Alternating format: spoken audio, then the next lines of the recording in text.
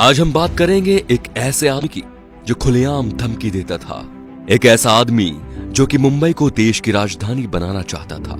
एक ऐसे आदमी की जिसके दरबार में विरोधी भी हाजिरी लगाने आते थे। इनका नाम था बाला साहेब ठाकरे। चांदी के सिंहासन पर बैठने के शौकीन बाल ठाकरे खुलेआम धमकी देते थे। ये बात है सन 1990 के आसपास की। कश्मीर में इस्लामी आतंकवाद चरम पर था। कश्मीरी पंडितों को भगाया जा रहा था। अमरनाथ यात्रा चल रही थी। आतंकवादियों ने यात्रा बंद करने की धमकी दे दी और कहा जो भी अमरनाथ यात्रा आएगा वो वापस नहीं जाएगा। तब बाल ठाकरे ने एक बयान दिया कि हज के लिए जाने वाली 99% फ्लाइट्स मुंबई एयरपोर्ट से जाती है। देखते हैं यहां से कोई यात्रा मक्का मदीना कैसी जाती है। अगले दिन ही अमरनाथ यात्रा शुरू हो गई। सन 1992 में बाबरी मस्जिद ढहा दी गई तो बाल ठाकरे आपकी अदालत शो में आए हुए थे।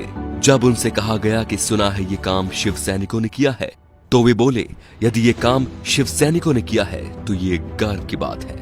बाल ठाकरे का बचपन का नाम था बाल केशव ठाकरे, जो वक्त के साथ साथ बाला साहेब ठाकरे बन गया। 1980 के दशक में बाला साहेब ठाकरे ने मुसलमानों के बारे में कहा कि ये कैंसर की तरह फैल रहे हैं और देश को इनसे बचना चाहिए। 1950 के आसपास टाइम्स ऑफ इंडिया के संडे एडिशन में इन्हीं के कार्टून छपते थे। इन्होंने 1960 में ये नौकरी छोड़ दी थी। बाल ठाकरे को हिंदू हृदय सम्राट कहा जाता था। उनका मोदी की तरह बिना देखे भाषण देना लोगों के मन को भा गया। उन्हें सुनने के लिए लाखों की भीड़ एकजुट हो गई थी। बाल ठाकरे जब किसी का विरोध करते थे तो दुश्मनों की तरह, और जब तारीफ करते थे तो ऐसे कि जैसे उनसे बड़ा कोई मित्र नहीं। 19 जून 1966 को बाल ठाकरे ने शिवाजी पार्क में नारियल फोड़कर अपने दोस्तों के साथ पार्टी बनाई, शिवसेना, जो आज भी चल रही है। बाल ठाकरे की एक खास बात थी कि वो कभी किसी से मिलने नहीं गए।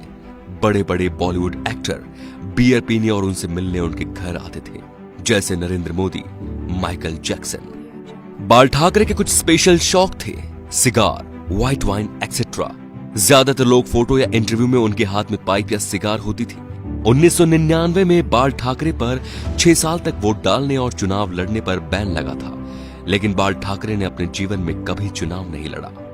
अपनी मौत से 2 महीने पहले ठाकरे का एक बयान आया कि आर्मी मेरे हवाले कर दो, मैं देश को 1 महीने में ठीक कर दूंगा। 17 नवंबर 1912 बाल ठाकरे का निधन हो गया। इस दिन मुंबई बंद था। अंतिम यात्रा में 5 लाख लोग शामिल हुए। थोड़ी थोड़ी देर बाद एक आवाज उठती है, बाला साहेब। लाखों लोग चिल्लाते रहे, अमर रहे। बाल ठाकरे ना तो मुख्यमंत्री थे और न सांसद, फिर भी उन्हें मरने के बाद 21 तोपों की सलामी दी गई, जो राष्ट्रपति प्रधानमंत्री को मिलती है।